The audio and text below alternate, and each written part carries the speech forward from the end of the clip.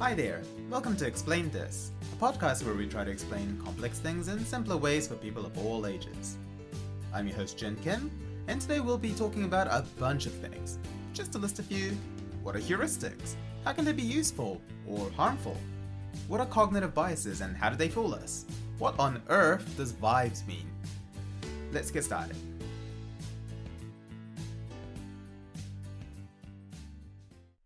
Whether you know about them or not, heuristics are everywhere. You use them on a daily basis, and so do everyone around you. It's a powerful tool that saves you a lot of time and mental energy while helping you make decisions in situations where you need to act quickly. So, how come you don't know about them or see them around?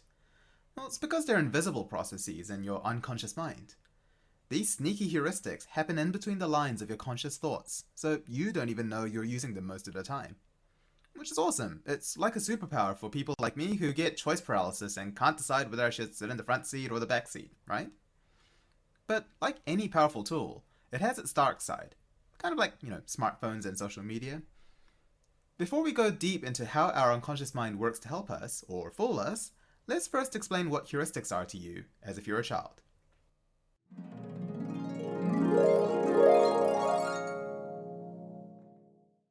Let's say you're playing rock, paper, scissors with your friend.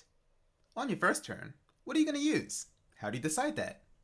You could be super strategic by trying to analyze your opponent, size them up to see if they're a paper kind of guy or a scissors gal, or you might carefully look at their forearm muscles and decide on the last split second based on what move you think they're about to make based on their arms. But this kind of hypercritical thinking is kind of tiring. And this ain't no rock, paper, scissors world championship. It's just a game to decide who gets the bigger piece of the cake. So instead of this level 2 thinking, you might use some simpler level 1 thinking. Part of this might be using a heuristic, which is a fancy word for saying brain shortcut. For example, are you going to choose whatever comes to your mind first?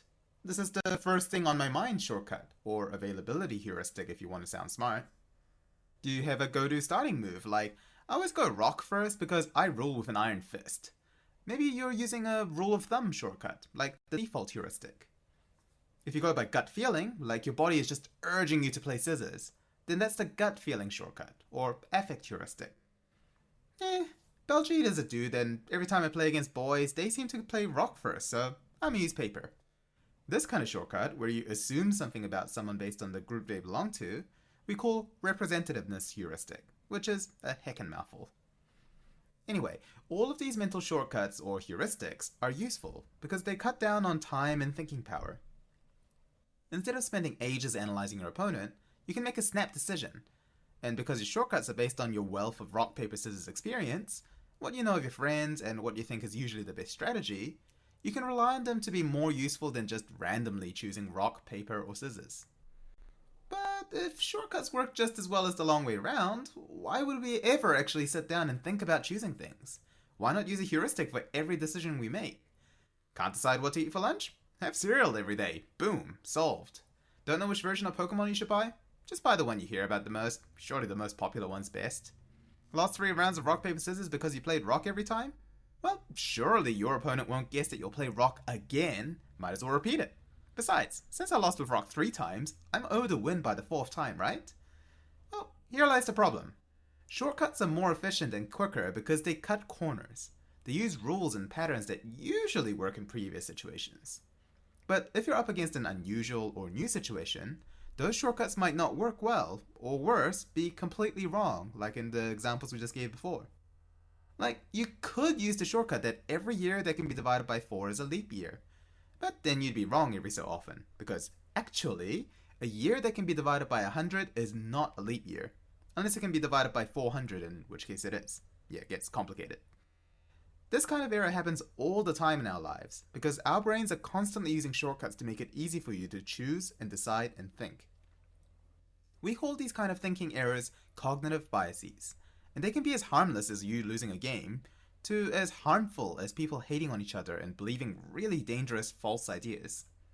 So, as much as your parents might say, trust your gut feeling, or listen to your heart, or make sure to do a vibe check, you should know when not to take shortcuts, and actually do the hard work.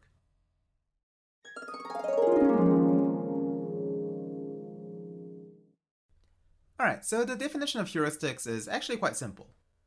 Simply put, they are mental shortcuts that help you make a decision quickly. Making a decision can be quite time consuming. We always forget that our brains are basically meaty supercomputers. They can do a lot of calculations on the fly. So, for example, when you're deciding what to order at McDonald's, you might be consciously thinking it's a simple decision, but your unconscious brain is weighing up all the options. Will this meal be too small? Is this too pricey for what I'm getting? If I get the Hunger Buster combo, I won't get any chicken nuggets. How many calories can I afford to eat today? Because it's exhausting calculating the risk-benefit ratio of every little decision, your brain employs many different shortcuts to simplify them.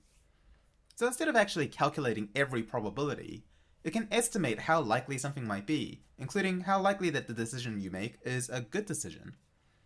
This is super useful in situations where you need a decision fast.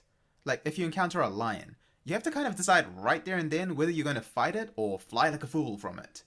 You just don't have time to go, well, maybe the lion is already eaten so it won't attack me, but I don't know if I can outrun it, but what if, because you're just going to get eaten or mauled.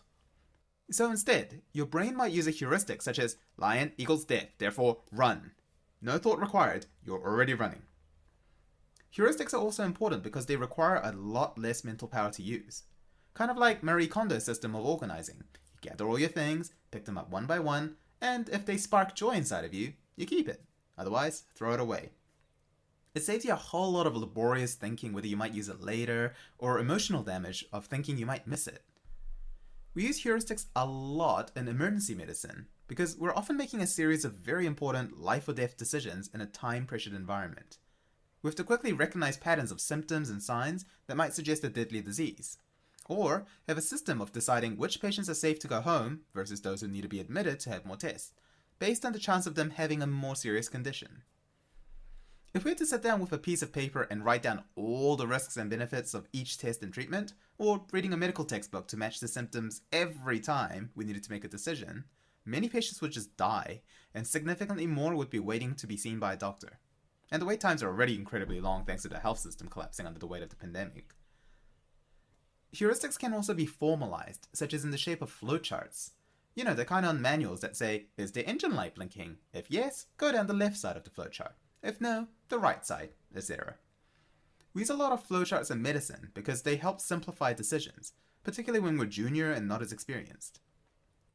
Anyway, heuristics are super useful and important, from everyday life decisions to expert decisions. They're not just unconscious processes either. You can harness the power of heuristics by consciously using them to help you make a decision. Let's look at a few types of heuristics and see how we might apply them. The availability heuristic, or what we described as the first thing on my mind shortcut, is a heuristic where you choose the option that is most available on your mind. As in, what's the first thing that pops into your head when the question or decision point came up? Like if I straight up asked you, do you want coffee or tea? And your brain thinks, coffee. Then it's probably because you're already craving coffee, or some part of your brain feels it would be tastier and more useful to you. The same heuristic might be used when you need to choose something as an answer. Like if someone asked you, who's the richest person in the world? You might think of who's a rich person you keep hearing about recently and say Elon Musk. And you'd be wrong, it's Bernard Arnault, but you would be close since Musk is the second richest person. So you got pretty close without having to give it much thought or doing any research. Another heuristic is called the recognition heuristic. This is when you choose the more familiar option. Like if a pub quiz question asked, who won the men's single in Wimbledon 2022, Novak Djokovic or Nick Kyrgios? And if you were like me and knew nothing of tennis, then you might pick Djokovic because you've at least heard of him. And you'd be right. They've already done a similar study that showed that amateurs could reasonably accurately guess who would win Wimbledon tournaments based on who was better known.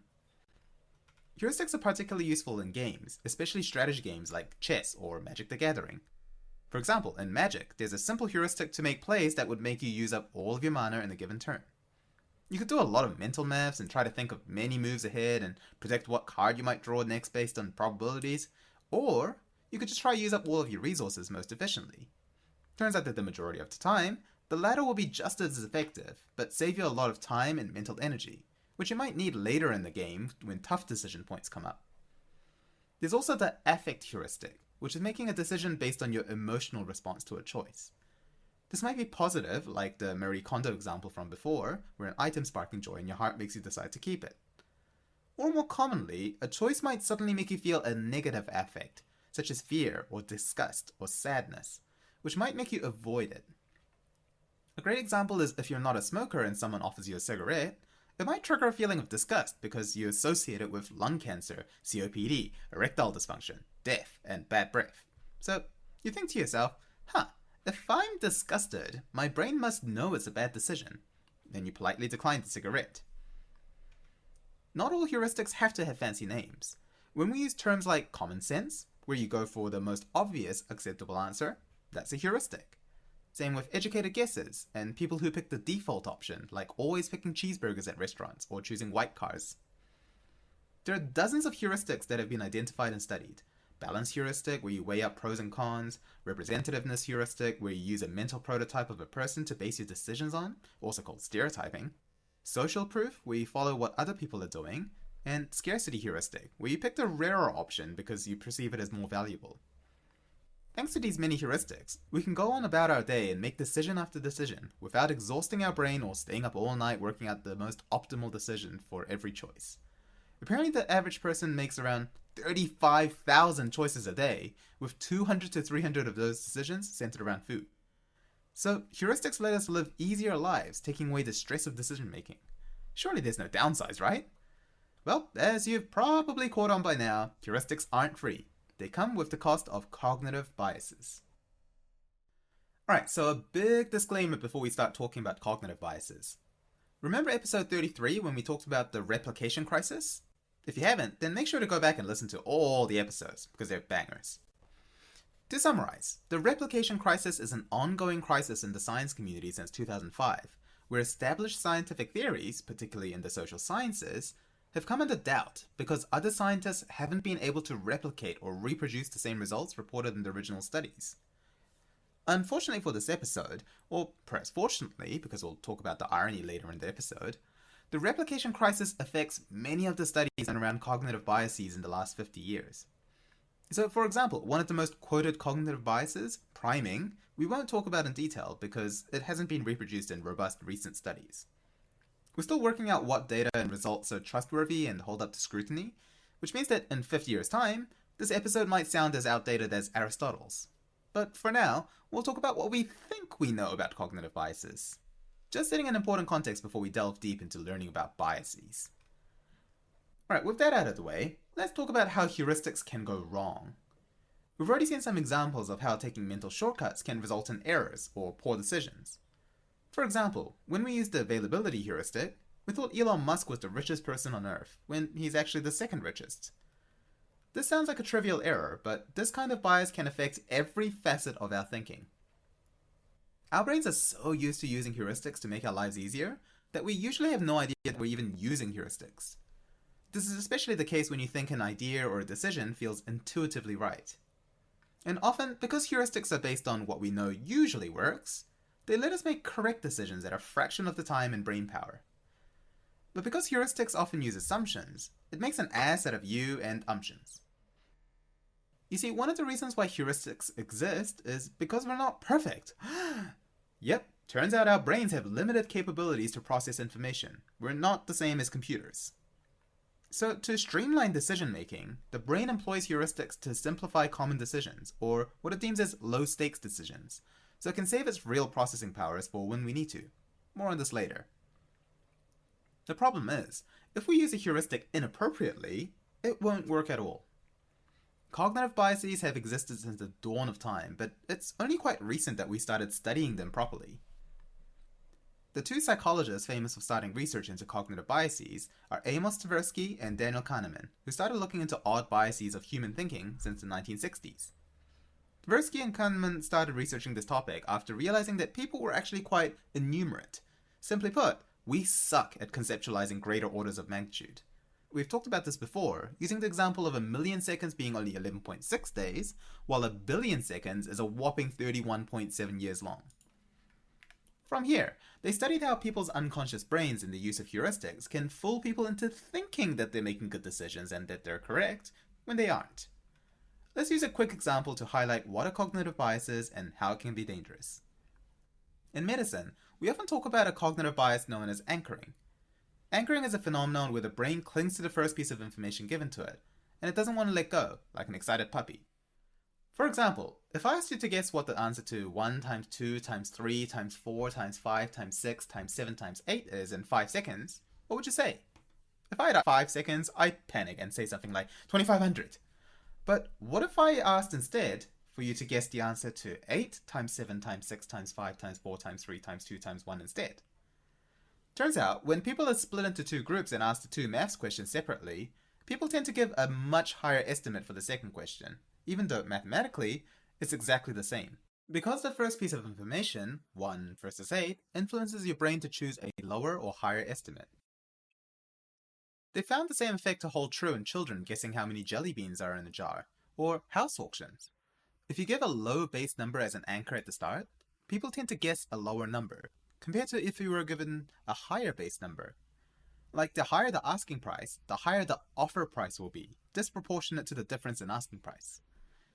Anchoring is hugely important in medicine because it doesn't just apply to numbers, it can apply to theories as well. For example, let's say I see a 30-year-old man in the emergency department with chest pain. After hearing his story and examining him, I might notice that he's sore when I press on his chest. Based on this, along with other heuristics, my initial impression is that he has musculoskeletal chest pain, as in he's sore because of the muscles and ribs in his chest being strained, not because he's got a heart problem. But then the nurse gives me an ECG that shows a slightly concerning sign for his heart being starved of oxygen. What anchoring bias can do is cause my brain to unconsciously stick to my guns that this is just musculoskeletal chest pain. So my conscious brain says, that's probably just an artifact and not really significant. And then the blood test also shows slight changes that could be the start of a heart attack. Even with two new pieces of information that go against my initial theory, anchoring can cause me to ignore or justify why these two results might not mean anything important. Ultimately, because of cognitive bias, I can miss a young person having a heart attack and miss the window to investigate and treat them for it. So you can see how powerful cognitive biases are. It affects all of us, and it can completely distort how we perceive reality based on our beliefs. If you study that last scenario, you can see how cognitive biases come out in heuristics. I was using the recognition heuristic that a young person with reproducible chest wall tenderness usually has muscle pain, not heart-related chest pain. But the thing with usually is that it means that there's a small chance that not everyone who presents this way will fit the pattern. You know the saying, you can't push a square peg through a circle? Well, you can push a square peg through a rectangle if it's the right size, and a circle can fit in a square if it's small enough. Heuristics are awesome in typical situations, but they miss all the atypical, weird stuff. And those are the stuff that bite us in the bum. So let's look at some more examples of common cognitive biases. Firstly, there are the biases that affect our decision making. The biggest one to talk about is confirmation bias. You kind of saw it happen in the anchoring example before. Confirmation bias is when the brain unconsciously filters information, keeping those that fit in with what we already believe, but denying or altering things that go against what we believe. In essence, we only take in information that confirms our original thoughts. You can see confirmation bias everywhere. For example, let's take stereotyping, which is relying on the representativeness heuristic. Essentially, if you don't know much about a person, you can kind of simulate a model of them in your mind, based on other people that are like that person. So, for example, your brain might have a stereotype that all Asian women drive badly. This heuristic becomes a belief, which can be the seed of confirmation bias. Now, let's say you're driving and someone pulls into your lane without indicating. You get a glimpse of long black hair in the driver's seat and immediately think, I knew it! Asian women drive terribly! And confirm your stereotype. But what you don't see are all the other cars with Asian women drivers who are driving perfectly normal and according to the rules. If the same thing happened again and you saw that the driver is the same as you, say a white man in his 30s, you might say, he must not have seen me, honest mistake, unlike that Asian lady who nearly killed me with her bad driving. Even if you were shown a PowerPoint full of data that shows Asian women are responsible for only a small fraction of car accidents, it might not change your mind because it goes against your belief. Your brain can easily justify it, saying, it's because there's not as many Asian women in the population. It's because there's not as many Asian women in the population, and completely ignore the fact that even when accounted for this, your belief is still false.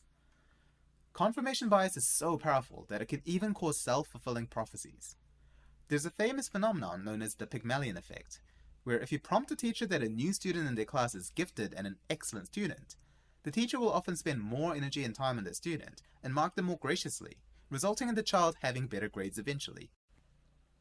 The problem with confirmation bias is that it makes people very rigid in their thinking, being less likely to change their mind on important issues. This is especially the case if it's a politicized issue, such as climate change or women's reproductive rights, or if the new idea is challenging someone's core belief or their identity, like when men are called out on privilege and toxic masculinity. The human mind will jump through hoops just to keep your original beliefs alive, confirming that they're true with whatever evidence it can find. If the evidence doesn't fit, the brain will reject it as fake news or a poor study. This bias is particularly why the replication crisis happened in the first place. Because scientists are people too, they have a tendency to favor experiment data that supports their initial hypothesis, compared to the ones that contradict it. It also doesn't help that the way modern science is published is it's geared towards publishing interesting positive results, which fuels cognitive biases. It's kind of ironic that the field of cognitive bias research itself is heavily affected by cognitive bias. Anyway, that's confirmation bias. Let's keep moving. Another decision-making cognitive bias is the sunk cost fallacy. This is when you're reluctant to abandon a decision and change tracks, because you feel like you've already invested time, energy, or money into a decision. So you keep going down the same route even if you know it will fail or cost you more. An example is if your car breaks down and you pay $1,500 for repairs, and then ending up continuing to have that car fixed up every time it breaks down because you think otherwise the initial repair fee was just quote-unquote wasted. Eventually, you'll end up spending a lot more on repairing the car than the value of the car itself. We also see the sunk cost fallacy happen with investments, buyer's remorse, and failing relationships where people are reluctant to break up and leave an unhealthy relationship because they're afraid that they would have wasted time that they already invested, i.e. the sunk cost. Cognitive biases affect our ability to correctly judge the probability of something. Take the gambler's fallacy, where people playing slot machines feel that a machine that has not given out a prize for a while has a higher chance of winning, even though the probability of a win still hasn't changed. You can see this effect if you flip a coin repeatedly. If heads came up 6 times in a row, then you ask someone to guess heads or tails, more people choose tails because they think, surely tails is more likely now, even though the probability of 50% hasn't changed at all. You see a similar thing with hindsight bias, where you think things that have happened already are more likely to happen compared to before the event happened. Kind of the, I totally knew that would happen energy. There's also the frequency bias, where if you learn about something, you start seeing it everywhere and you perceive it as being more common than it actually is. I had this when I first learned about the word irony. I just started hearing everywhere and thought there was a fad. Our ability to find patterns in relationships also get affected by bias. The illusory correlation is commonly stated as the saying, correlation does not imply causation. Because our brains are so good at looking for patterns, they often find patterns when there aren't one. Like with pareidolia, where people see a face on the surface of Mars, or the Virgin Mary on a burnt toast. This means that people can falsely link two things, blaming something for causing another thing, even if they're completely unrelated. For example, baby boomers might say, inflation is going up because young people are too lazy and don't want to work anymore. But this would be a complete misunderstanding. Just because two things are happening at the same time, doesn't mean that one caused the other.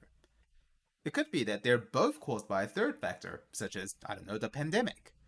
It could be that inflation is causing young people to reconsider low-paying office jobs with terrible work conditions. It could be that it's pure coincidence. This bias is so strong that it can cause people to believe really weird things, like how bad weather is causing their headaches, or cell phones cause cancer, or vaccines causing all sorts of side effects that haven't been shown in any other person. It's also seen in people who use highly dubious alternative medicines with absolutely no scientific evidence supporting it, made worse by the fact that the placebo effect is a very real thing. Then, confirmation bias kicks in and makes the person more firmly believe that the quack treatment is working. Cognitive biases can even affect our memory. Special pleading is when we apply an exception to ourselves to a rule that we would normally hold true. For example, you might believe that anyone who turns their car without indicating is a bad person. But if you did that, your brain would remember that as an exception, such as saying that you were really rushing to work that day, or you were distracted because you had a fight with your spouse. There's also the consistency bias, where you remember your past behavior as similar to your current behavior, completely disregarding that when you were younger and less experienced, you weren't as skilled. This is why we often hear parents or seniors at work going, "When I was young, blah blah blah." Lastly, there's the fascinating phenomenon of cognitive dissonance. Our brain hates having to hold two ideas in our heads that clash with each other. For example, how could I believe I'm a person concerned about climate change, yet also believe in eating meat, while knowing that it's comparatively harmful for the environment? The brain feels uneasy and uncomfortable with this dissonance of ideas, so it often does sneaky things to resolve it. Let's look at 4 ways the brain tries to resolve cognitive dissonance. Say you're on a diet, but then you suddenly find yourself eating a donut. Your brain might do the right thing and stop eating the donut, because the thought of being on a diet and the thought of eating a high-calorie donut don't sit well together. Or you could justify the behavior that's causing cognitive dissonance by saying that you can totally have a cheat meal every now and then. You might also justify your behavior by adding another idea that changes the equation, like saying you'll exercise 30 minutes more this week to make up for that donut. Or you could do the extreme thing and just ignore the second thought. Clearly, donuts aren't unhealthy, so this is not a problem. It's like the fox from Aesop's Fables who comes across a bunch of grapes that it can't reach. Instead of acknowledging that it wants to eat the grapes and the fact that the grapes are out of reach, the fox changes its own belief, saying, the grapes are probably sour, I don't want it anyway. Does it sound familiar? How often have you confronted someone about a shitty behavior, such as them not apologizing or accusing them of mansplaining? When a man explains something you already know, only to find the other person be defensive and become aggressive towards you, even though they're the ones in the wrong? Just like with confirmation bias, cognitive dissonance kicks in extra hard when it goes against someone's core belief, like that they're a good person. Which is why we always talk about the importance of diversifying your identity, so that you don't become defensive and double down as an asshole when one aspect of it is challenged. Cognitive biases are often exploited for nefarious means. For example, if you know enough about cognitive biases, you learn how to frame your questions to influence the answer the other person might give. If I told you that surgery A has a 90% survival rate and surgery B has a 10% mortality rate, as in risk of death, which would you choose? Even though it means the same thing mathematically, most people would opt for surgery A. This is literally called framing, and it's useful to know that people's brains picture potential loss as greater than potential gain, according to the prospect theory. So it sounds like cognitive biases can be pretty harmful. We can be manipulated, we can make poor choices, and it can result in us having very extreme wrong opinions like anti-vaccination and climate change denial. Doesn't help that nowadays, the internet makes it so easy to find echo chambers of like-minded people sharing the same cognitive biases, so you can confirm all of your false beliefs with each other with what other people also wrongly believe. But at the same time, you can use cognitive bias to its benefit. Many public health campaigns rely on cognitive dissonance. If you can convince someone that smoking is unhealthy and unprotected sex can cause unwanted pregnancies, it plants thoughts into your head that might go against your core belief of wanting to be healthy and being responsible. So if you come across a situation like being offered a smoke or being persuaded not to use a condom, your cognitive biases kick in and make you feel real uncomfortable, making you decide not to pursue the unhealthy behavior. Also, knowing about cognitive bias is a huge protector against cognitive biases, because you can't fight what you don't know. We'll take a short break, and when we're back, we're going to talk more about how we can consciously think a different way to reduce the effect of cognitive biases and make better decisions overall. Oh, and of course, we'll talk about vibes. Welcome back. So far, we've talked about heuristics, the mental shortcuts our brain uses to help us make decisions faster and easier. And cognitive biases, the unfortunate byproduct of heuristics, where we can distort our thoughts and perception of reality, which can cause us to make irrational decisions. Now that we know about them, what can we do to avoid making cognitive biases? Daniel Kahneman, one of the psychologists who started the research in cognitive biases and got a Nobel Prize in economics for his work, wrote a book called Thinking Fast and Slow that discussed this exact topic. Now, I do have to warn you again that many of the theories and evidence that Kahneman uses in the book are affected by the replication crisis. The book is also both revered and criticized for various things, such as coming up with a good system to think about cognitive biases and using lots of examples, but also forcing a narrative or creating somewhat artificial and unfair scenarios. But we're not here to review the book. We're just here to borrow the system Kahneman presents to help us fight against biases. A big portion of the book is about categorizing our brain's thinking patterns into two distinct systems. System 1, also called fast thinking, is when the brain performs quick, impulsive, automatic, and intuitive thoughts and decisions.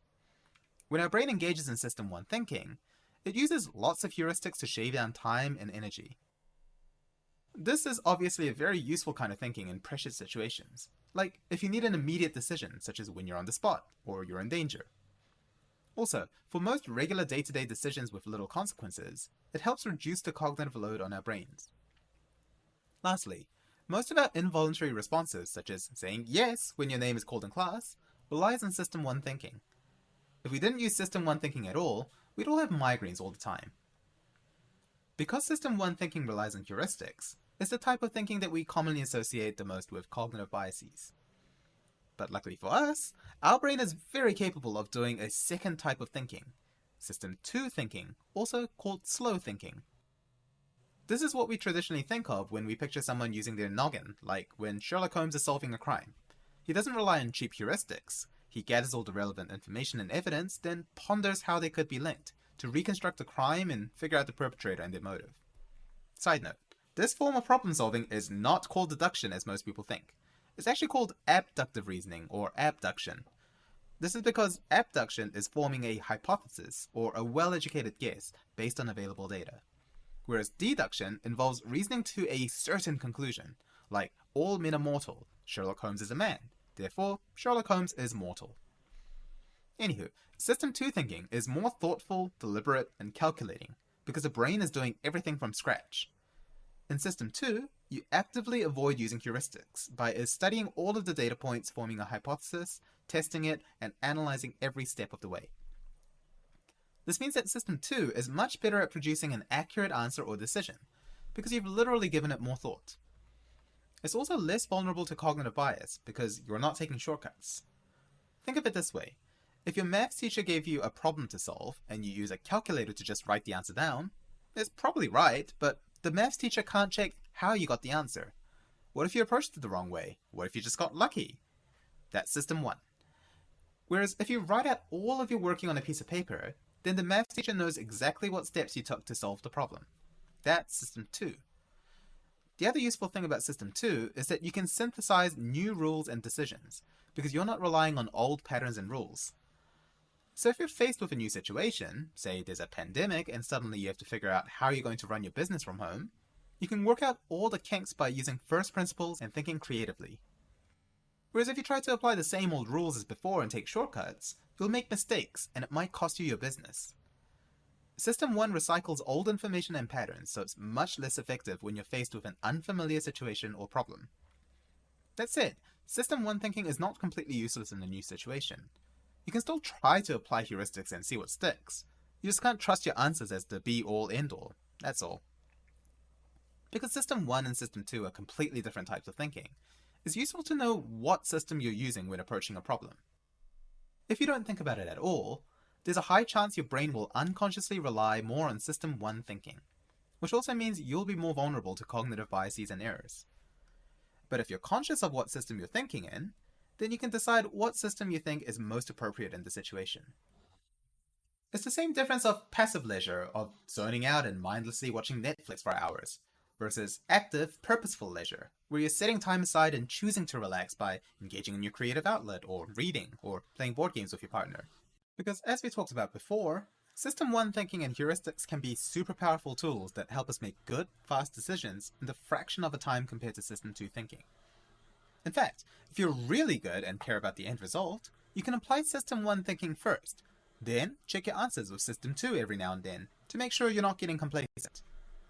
This applies to my job, where we use a lot of System 1 thinking to quickly identify what's the patient's diagnosis and figuring out the best treatment plan. Because the majority of the time, we are seeing the same pattern over and over. That's why they're patterns. But at the same time, we're conscientiously double-checking and auditing our System 1 thinking by pondering, am I definitely not missing something here? If I used System 2 thinking, would I have thought of the same thing? This way, it keeps us in check instead of falling prey to things like confirmation bias and anchoring. This is why we have a regular morbidity and mortality conference as well, where we review cases where things went bad, or something was missed, or something very unusual happened.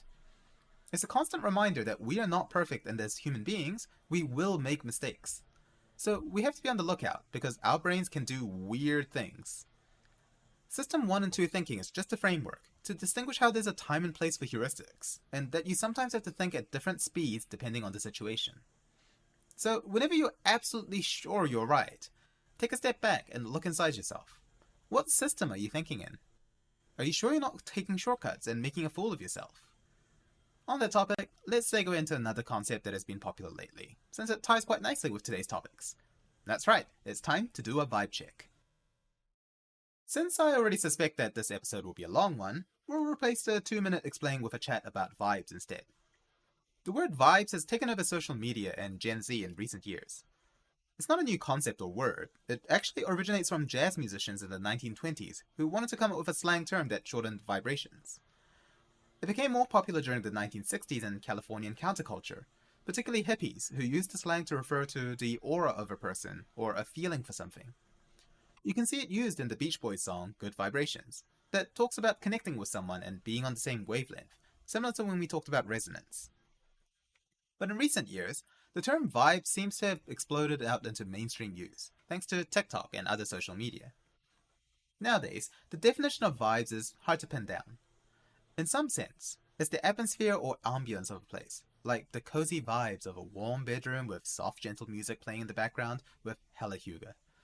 Or it could be a feeling or emotion, like when people say, good vibes only. Then, there's a definition of gut feeling, impression, or intuition, like when you have a bad vibe about something, similar to Gestalt. And it's funny to think that vibes doesn't have a single definition, because it feels like that's the point. That's why the word is used so much now. It seems to describe an abstract quality that's hard to pin down. I've been thinking about vibes a lot lately because I often find myself using it in place of other words like feeling, impression, or Gestalt. And part of me laments the reduction of vocabulary, but at the same time, vibe seems to capture the essence of that uncharacterizable quality. There's a great article on The New Yorker by Kyle Shaker that discusses why the term vibes might have revived with the rise of TikTok. He talks about how social media is moving from specific content and words to conveying audiovisual eloquence and the sympathetic resonance between person and environment. As in, many people are seeking the sharing of the feel of a place and time and moment, rather than the specific things that make up that feeling. Kind of like how you can't share the sense of smell over the internet. You could argue that that's exactly why we have language, and there are plenty of lovely descriptive words that could be used. But we are living in the information age, where we all seem to have less and less attention span and prefer neatly packaged, what's that term again? Audiovisual eloquence. And perhaps it's because we've got the technology to capture moments better in a more descriptive and sensorially stimulating way that we seek out terms like vibes to describe the whole package. So vibes have the strength of conveying a lot of information on one package.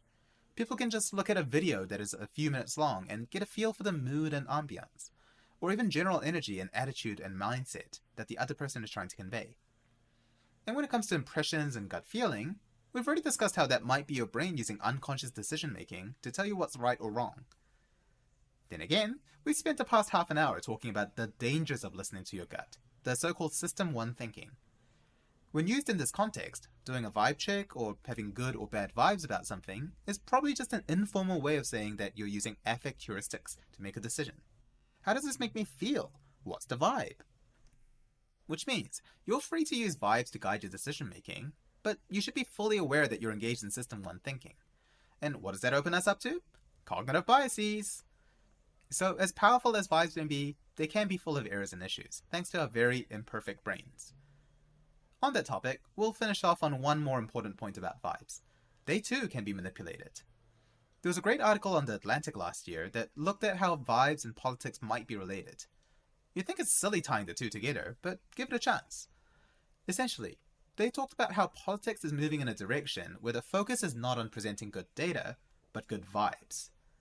As we get bombarded with instant gushes of information, we become cognitively overloaded and tend to rely more on System 1 thinking to reduce the brain power burden.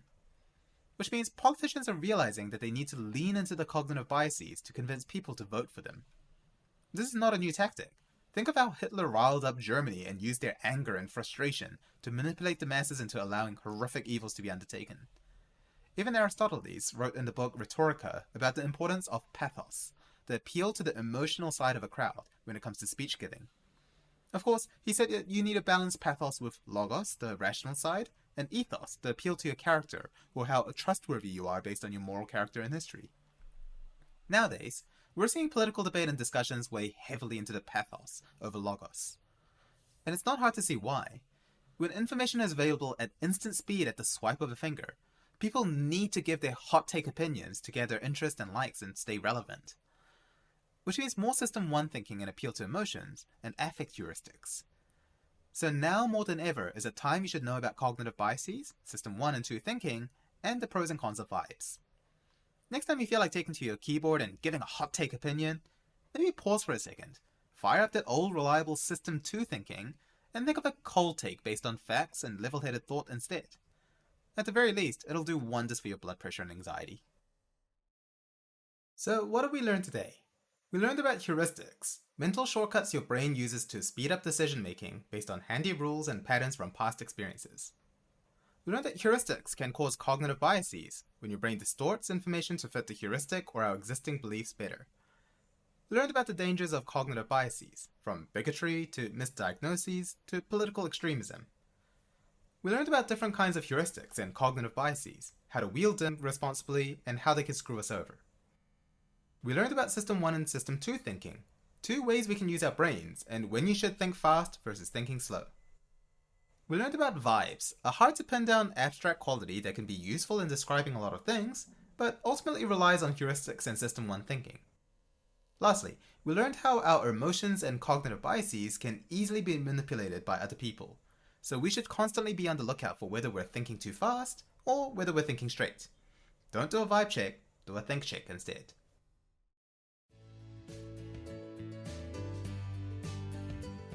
Well, that's it for today. Thank you for listening to Explain This. I hope you learned something interesting and maybe even useful today. We'll see you next time. Bye for now. Explain This was written and hosted by me, Jin Kim. If you'd like to suggest a topic or just send a lovely message, you can email me at explainthiscast@gmail.com or follow me on Facebook or Twitter